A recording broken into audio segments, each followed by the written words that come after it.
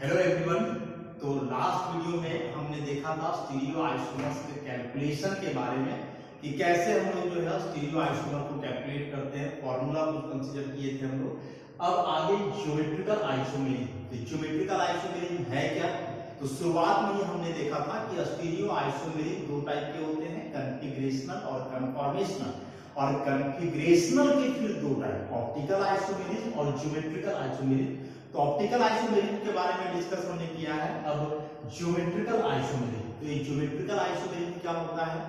तो वैसे कंपाउंड्स, वैसे आइसोमर्स जिनका मॉलिक्यूलर फार्मूला सेम हो, स्ट्रक्चरल फार्मूला भी सेम हो, लेकिन जो एटम्स या ग्रुप्स का अरेंजमेंट है डबल बॉन्ड के अराउंड स्पेस में वह डिफरेंट हो, इसी को हम बोलेंगे ज्योमेट्रिकल आइसोमेरिज्म। मतलब the isomers which have same molecular formula as well as structural formula but different relative arrangements of atoms or groups in the space around the double bond are called geometrical isomers and this phenomenon is called geometrical isomerism। मतलब geometrical isomerism को execute करने के लिए जो है ना कुछ necessary conditions हैं कि यदि वे सारे कंडीशंस फुलफिल हुए तो कंपाउंड ज्योमेट्रिकल आइसोमेरिज्म एग्जीक्यूट करेगा, अदरवाइज नहीं करेगा।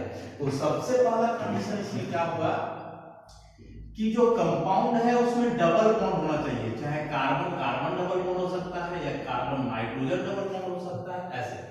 तो ज्योमेट्रिकल आइसोमेरिज्म एग्जीक्यूट करने का कंडीशन कि कंपाउंड में डबल बॉन्ड का होना अनिवार्य है।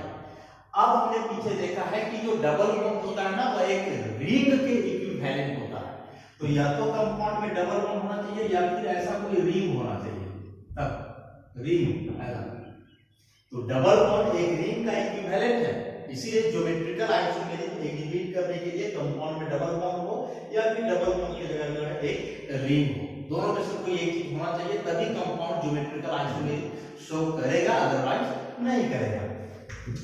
दूसरा कंडीशन कि जो डबल बॉन्ड का दो एटम है ऐसा कि दोनों एटम से जो ग्रुप जुड़े हुए रहेंगे डिफरेंट होना चाहिए, ऐसा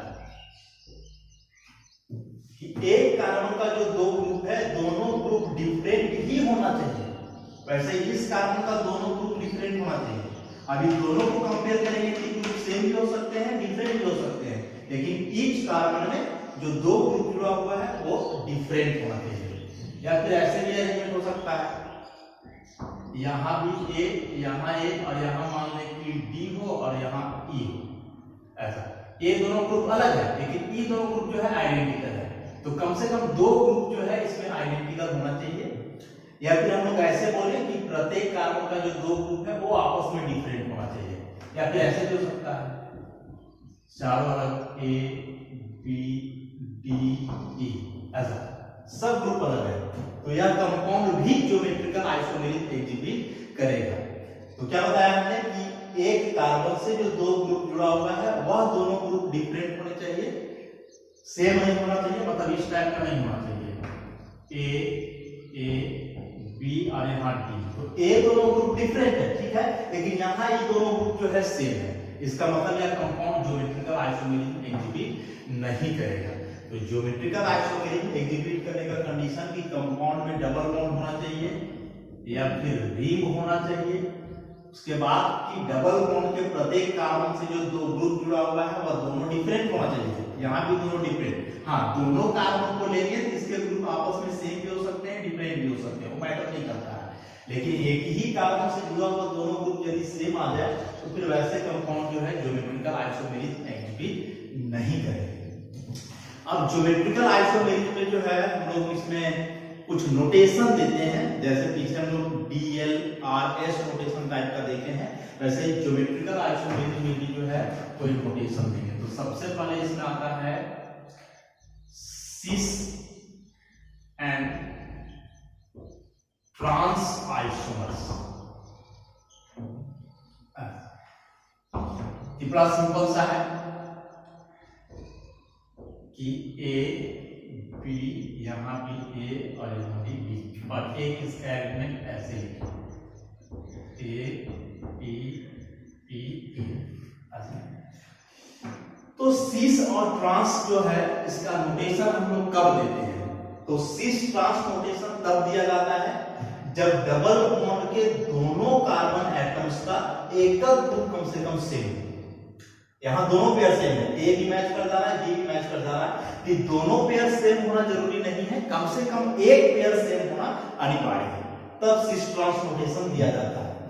तो कैसे देंगे हम? तो करना क्या है कि डबल बॉन्ड का दो कार्बन जो है इसके ग्रुप्स को देखना है, जैसे इसका ए बी, यहाँ भी ए बी, तो आइडेंटिकल ग्रुप यदि डबल बॉन्ड का सेम साइड हो, क्या बोला? आइडेंटिकल ग्रुप यदि डबल बॉन्ड का सेम साइड हो, जैसे ए सेम साइड है, बी सेम साइड है, तो लगाएंगे सिस बॉन्ड। वैसे यदि आइडेंटिकल ग्रुप डबल बॉन्ड का अपोजिट साइड में हो तो लगाते हैं ट्रांस, तो हो जाएगा ट्रांस। जैसे ए अपोजिट, बी अपोजिट, तो सिंपल सा है। सिस और ट्रांस नोटेशन कोई बड़ा चीज नहीं है।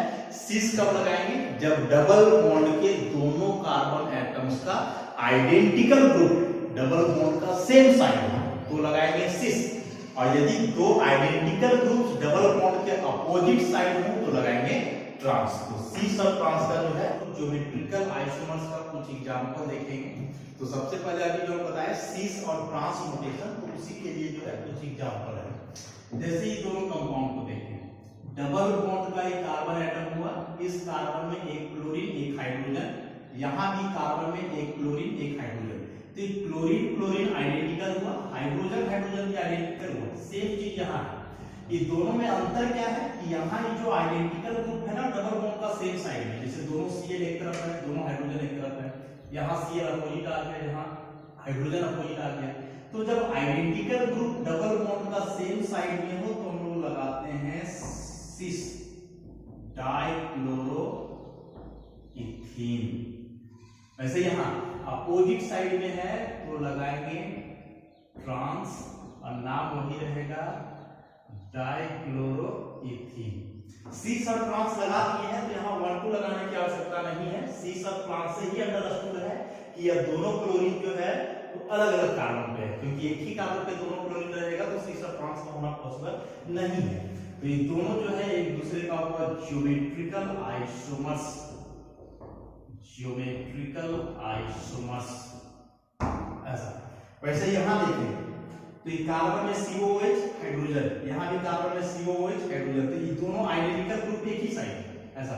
यहाँ अपोजिट आ गया तो सेम साइड है तो लगाएंगे सिस, और इसका कॉमन नेम है मैलाइक एसिड, और यहाँ अपोजिट है तो ट्रांस फ्यूमेरिक एसिड। तो यहाँ कॉन्फ़िगरेशन के आधार पर जो है ना इसका नाम भी चेंज कर दिया, सिस मैलाइक एसिड और ट्रांस फ्यूमेरिक एसिड। IUPAC नाम जो है दोनों का सेम होगा। वैसे इस कंपाउंड में देखें दोनों फिनाइल रिंग जो है एक तरफ है, हाइड्रोजन दोनों एक तरफ, मतलब आइडेंटिकल ग्रुप सेम साइड है तो लगेगा सिस, कॉमन नेम इसका है अस्टिलबीन। ऐसे यहाँ अपोजिट है तो ट्रांस, और यही नाम हो जाएगा। ध्यान रखिए बात कि सिस और ट्रांस जो है ना पूरा स्मॉल लेटर में लिखा जाता है, सिस का CIS स्मॉल लेटर, ट्रांस का भी पूरा जो है सो स्मॉल लेटर में ही लिखा है। तो इधर जो हम एग्जांपल अभी देखे इसमें क्या था कि दोनों पेयर सेम था कि COH मिला तो हाइड्रोजन भी मिलेगा, हाइड्रोजन मिला फिनाइल भी मिल गया। इसमें वैसा नहीं है, यहाँ CH3 जबकि यहाँ C2H5, यहाँ Br यहाँ Br, तो केवल ब्रोमीन आइडेंटिकल है, ये दोनों ग्रुप अलग है। तो अलग है उसके आधार पर हमको कंसीडर नहीं करना है, जो सेम है उसके आधार पर कंसीडर करेंगे। तो यहाँ दोनों ब्रोमीन जो है सेम है और एक ही साइड है, यहाँ दोनों ब्रोमीन अपोजिट हो गया, ये सेम साइड है तो लगा देंगे सिस, और यहाँ अपोजिट है तो लगा देंगे ट्रांस, और नाम इसका लिखेंगे तो नंबर यहाँ से जाएगा 1 2 3 4 5, तो क्या नाम जाएगा 2 3 डाइब्रोमो पेंटूइन ऐसा। तो सिस और ट्रांस लिखना बहुत ही आसान है कि सबसे पहले डबल बॉन्ड का कार्बन से जो ग्रुप्स जुड़े हुए हैं उनको आइडेंटिफाई करो और देखो कि सिमिलर मतलब आइडेंटिकल ग्रुप जो है कैसे अरेंज है। यदि डबल बॉन्ड दोनों कार्बन जो है उसका आइडेंटिकल ग्रुप सेम साइड है तो उस केस में हम लोग सिस लगाएंगे, और यदि आइडेंटिकल ग्रुप डबल बॉन्ड का अपोजिट साइड में हो तो ट्रांस लगाएंगे। तो सिस और ट्रांस के लिए एक कंडीशन हो गया कि एटलीस्ट एक पेयर जो है वह सेम होना चाहिए। तब दोनों भी सेम हो सकता है, लेकिन कम से कम एक पेयर सेम होना ही चाहिए। अब कुछ साइक्लिक कंपाउंड में जो है कैसे ज्योमेट्रिकल आइसोमेट्री एग्जिबिट होगा उसका एग्जांपल।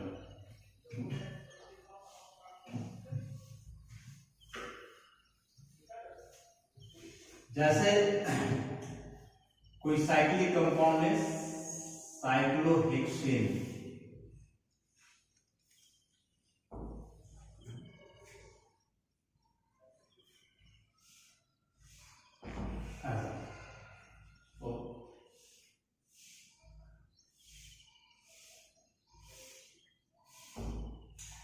ये दोनों यहाँ कार्बन है। यहाँ कोई ग्रुप का अरेंज करें जैसे H OH, यहाँ भी H OH, ऐसे यहाँ H OH और इसको कर दें OH और यहाँ H। तो चूंकि एक डबल बॉन्ड जो है ना वह एक रिंग के इक्विवेलेंट होता है, तो डबल बॉन्ड या रिंग होना अनिवार्य है कंपाउंड में, तभी ज्योमेट्रिकल आइसोमेरिज्म एग्जिबिट करेगा। यहाँ जो रिंग हमने दिया इसका क्या मतलब है, जैसे ऐसे मान लें कि फ्लैट ऐसा रिंग है और इसमें जो है ये बॉन्ड को दिखाया गया है कि यहाँ जो कार्बन है ना कोना में ऐसा, इस कार्बन का दो बॉन्ड ऐसे, एक बॉन्ड जो है अपवर्ड है और दूसरा बॉन्ड डाउनवर्ड, वैसे ही बगल वाला कार्बन है ऐसा, इस तरह से ऐसा दोनों अगल बगल का कार्बन है और ये बॉन्ड जो है एक अपवर्ड और एक डाउनवर्ड शो कर रहा है इस तरह से। अब क्या करना है कि यहाँ ये दोनों जो आइडेंटिकल ग्रुप है वो एक ही तरफ है, दोनों देखिए कवर वाला, ये दोनों एक तरफ है, तो दोनों एक तरफ है जिसको लिखेंगे सिस। लेकिन यदि इसी का अरेंजमेंट ऐसा आ जाए इस तरह से, तो एक का ढक्कन ऐसा ऊपर जाए, एक का ढक्कन ऐसे नीचे की तरफ है, दोनों अपोजिट आ गया तो कराएगा ट्रांस। तो वही चीज है, बस डबल बॉन्ड की जगह यहाँ रिंग आ गया। तो इसका हम नाम लिखेंगे क्या जाएगा, सिस साइक्लोहेक्सेन 1,2-डाइऑल। वैसे इसका लिखेंगे तो अपोजिट है ट्रांस, ऐसे ही साइक्लोहेक्सेन 1,2-डाइऑल, ये दोनों भी एक दूसरे का ज्योमेट्रिकल आइसोमर्स हो जाएगा, ज्योमेट्रिकल आइसोमर्स ऐसा। या फिर अरेंजमेंट ऐसे भी रह सकता है कि इस तरह से साइक्लोपेंटेन का रिंग हो और ऐसा कुछ ग्रुप का एलिमेंट हो,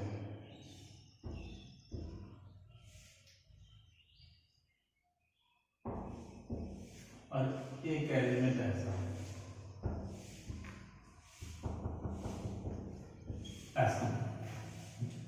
तो इस लाइन का मतलब जो है ना हमने पहले बताया है कि जो वेज लाइन है यह रिप्रेजेंट करता है कि इससे जो दोनों ग्रुप जुड़े हुए हैं अपवर्ड है, मतलब टुवर्ड्स द ऑब्जर्वर, और यहाँ जो एक हैच्ड वेज है जिसको डॉटेड लाइन में हम लोग कंसीडर कर सकते हैं ब्रोकन लाइन, तो ये जो है इसके अपोजिट होता है कि यह यदि टुवर्ड्स द ऑब्जर्वर है तो अवे फ्रॉम द ऑब्जर्वर होगा।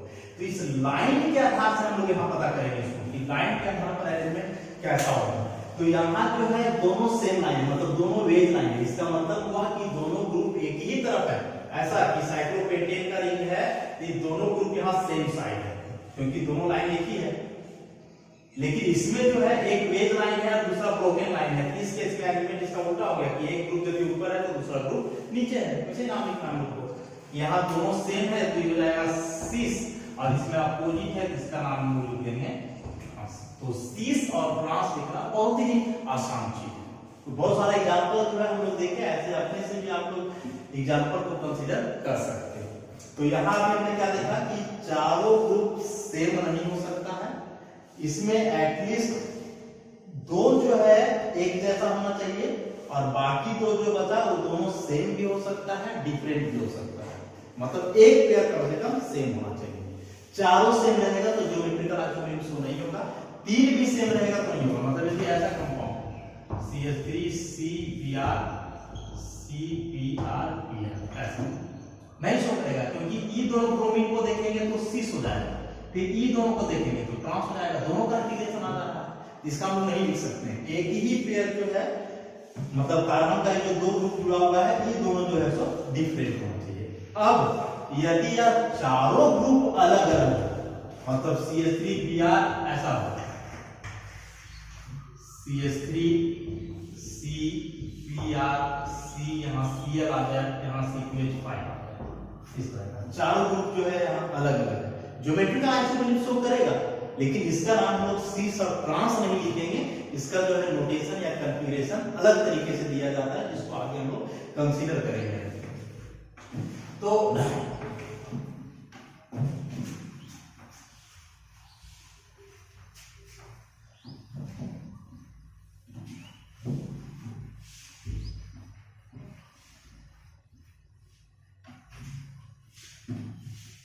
इस टाइप का कंपाउंड है, सपोज Cl CF CBr और यहां आ जाए R,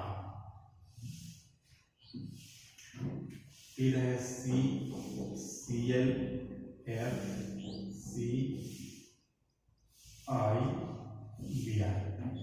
चारों ग्रुप जो है अलग अलग है, क्लोरीन क्लोरीन, यहाँ ब्रोमीन, यहाँ आयोडीन। जाहिर सी बात है कि दोनों कंपाउंड का हम लोग सी सब ट्रांस नोटेशन नहीं लिख सकते हैं, क्योंकि सी सब ट्रांस लिखने के लिए एक पेयर कम से कम सेम होना चाहिए, तो वो तो यहाँ है ही नहीं, मतलब इसका सी सब ट्रांस नोटेशन हम लोग नहीं लिख सकते। तो जब सी सब ट्रांस नहीं लिख पाए तब लिखा जाता है ई और Z, E and Z notation.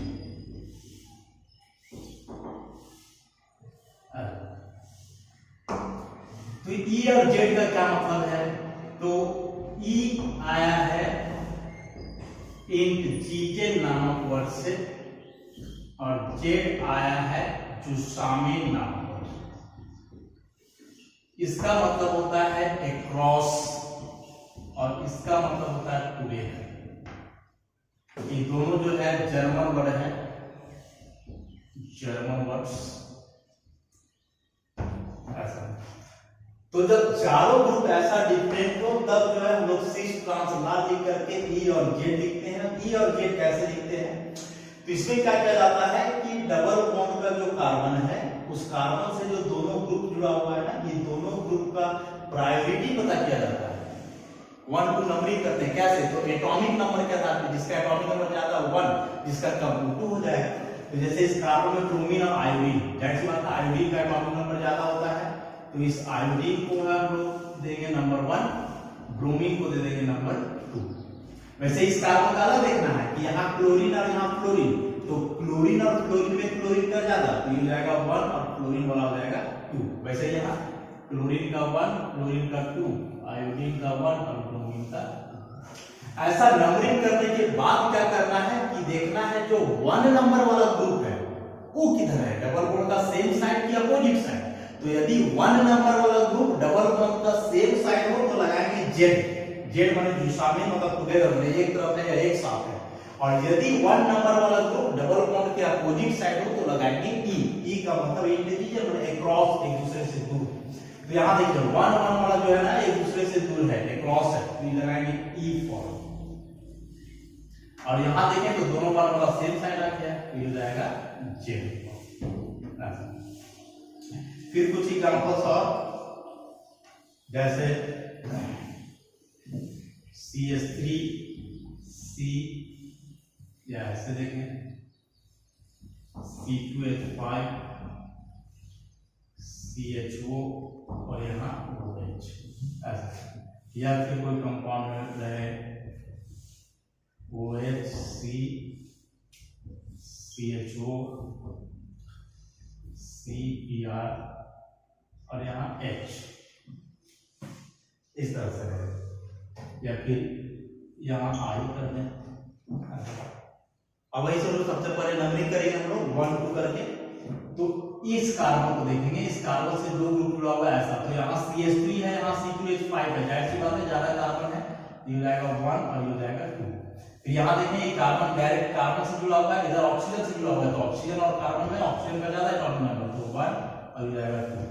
तो 1 1 वाला सेम साइड है तो लगाएंगे जेड, जेड को। यहाँ देखें तो ऑक्सीजन और कार्बन में ऑक्सीजन का ज्यादा 1, कार्बन का कम 2। ऐसे यहाँ ब्रोमीन और आयोडीन में आयोडीन का ज्यादा, तो 1 और ये जाएगा 2। वन वन वाला ग्रुप अपोजिट साइड है तो लगा देंगे ई। तो जब सीस और ट्रांस नहीं लिख पाए तब हम लोग लिखते हैं ई और जेड। तो कुछ वैसे भी एग्जाम्पल इसमें हैं, जैसे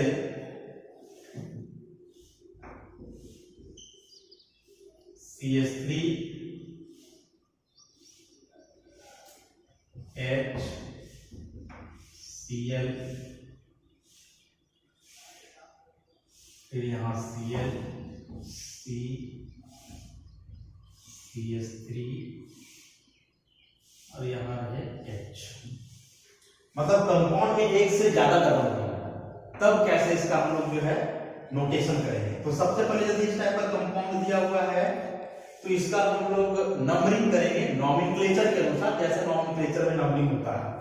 तो इस जगह पे जो है डबल बॉन्ड दोनों तरफ से सेम आएगा, 1 2, इधर से भी 1 2, 3 पर क्लोरीन, इधर से भी 3 पर क्लोरीन, कहीं से भी नंबरिंग कर सकते हैं। तो 1 2 3 4 5 6 ऐसा। अब क्या करना है कि जैसे डबल बॉन्ड का एक कार्बन है तो ई कार्बन से दो ग्रुप जुड़ा हुआ है ऐसे, यहाँ का ऐसे देखना, ये बॉन्ड हाइड्रोजन से नहीं है बल्कि कार्बन से है, मतलब बेटर है कि इसको हम लोग ऐसे लिखें CH3 ऐसा। तो यहाँ बॉन्ड बना हुआ है कार्बन से, यहाँ बॉन्ड बना हुआ है हाइड्रोजन से, जाहिर सी बात है कार्बन का एटॉमिक नंबर अधिक होता है, तो इसको हम लोग करेंगे 1, ये हो जाएगा 2। वैसे इस कार्बन का देखें तो यहाँ क्लोरीन से है, यहाँ कार्बन से, क्लोरीन का ज्यादा, तो ये हो जाएगा 1, ये हो जाएगा 2। अब फिर इस कार्बन का देखें तो इस कार्बन का देखेंगे, जी कार्बन के लिए इधर कार्बन इधर क्लोरीन, तो कार्बन और क्लोरीन में क्लोरीन हो गया 1 और ई वाला ग्रुप इसके लिए हो जाएगा 2। वैसे इस कार्बन के लिए देखें तो यहाँ कार्बन यहाँ हाइड्रोजन, तो कार्बन वाला हो जाएगा 1, हो जाएगा 2। तो डबल बॉन्ड का पोजीशन था कहाँ 2 पर और 4 पर। तो जो सेकेंड वाला डबल बॉन्ड है इसमें देखें कि 1 1 सेम आ रहा है एक ही तरफ, मतलब ये जेड हो गया। 4 वाला में देखें तो यहाँ 1 1 अपोजिट आ रहा है, मतलब ये ई हो गया। इसका हो गया 2Z4E और आगे जो कंपाउंड का नाम हो गया। वैसे कुछ एग्जांपल और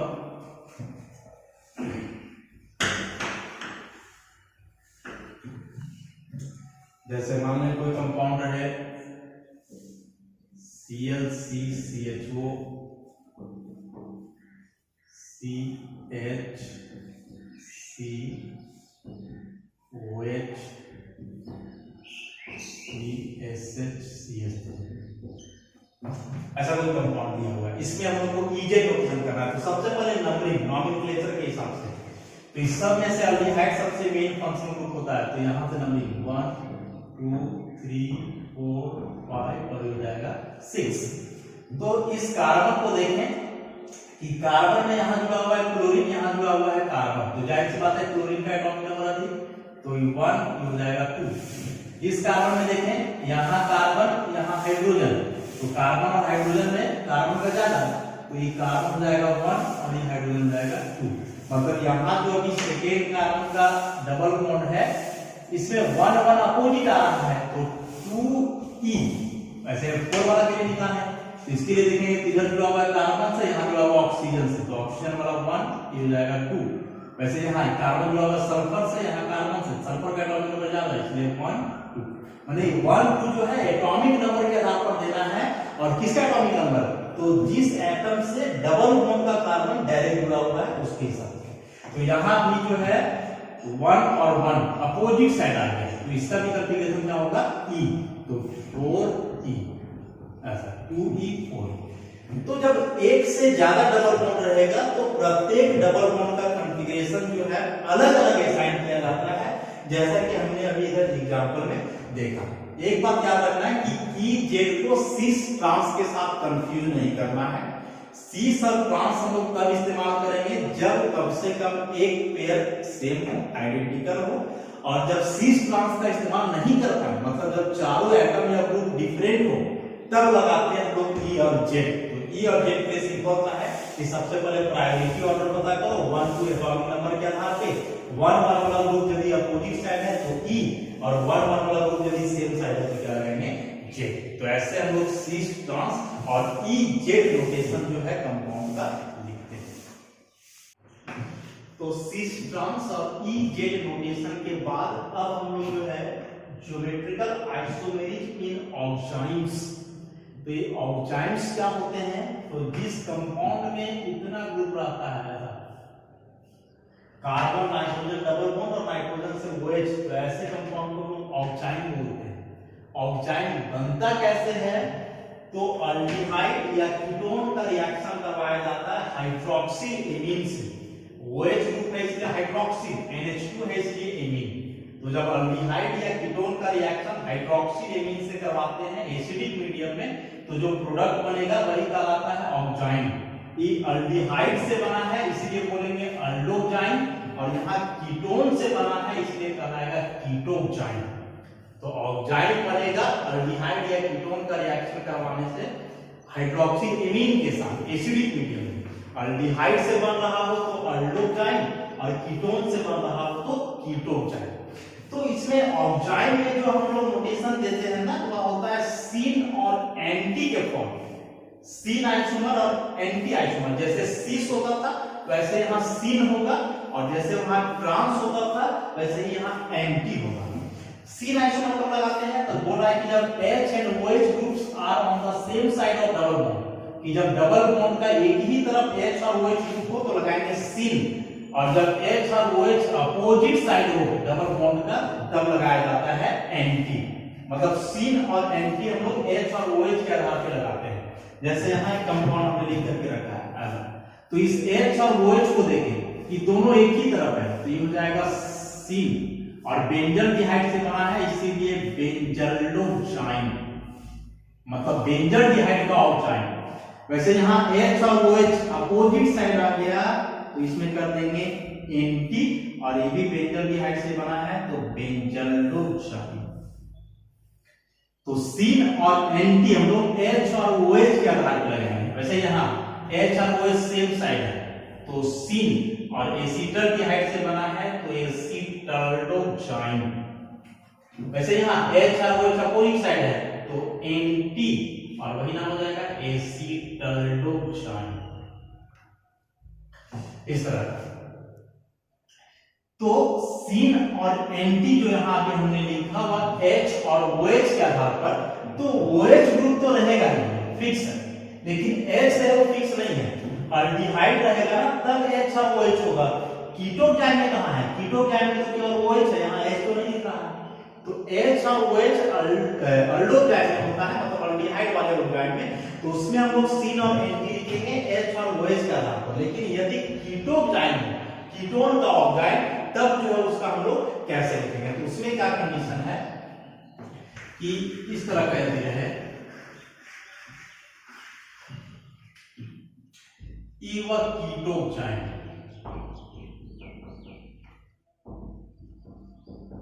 ऐसा। तो इसमें हम लोग कंपेयर करके लिखते हैं। कंपेयर कैसे करेंगे कि R' और OH दोनों एक ही तरफ है तो बोलेंगे कि ये दोनों एक दूसरे का सीन है, और R और OH को देखेंगे तो R और OH एक दूसरे के अपोजिट साइड है तो बोलेंगे कि ये दोनों एक दूसरे का एंटी है, ऐसा। मतलब इसमें पर्टिकुलर हम लोग सीन और एंटी नहीं लिखते हैं, इसमें कंपेयर करके लिखा जाता है ग्रुप के आधार पे कि R' और OH सेम साइड है, मतलब सीन हुआ ये दोनों एक दूसरे का, और R OH अपोजिट है ये दोनों एक दूसरे का एंटी हो गया। मतलब इस टाइप का हो। यदि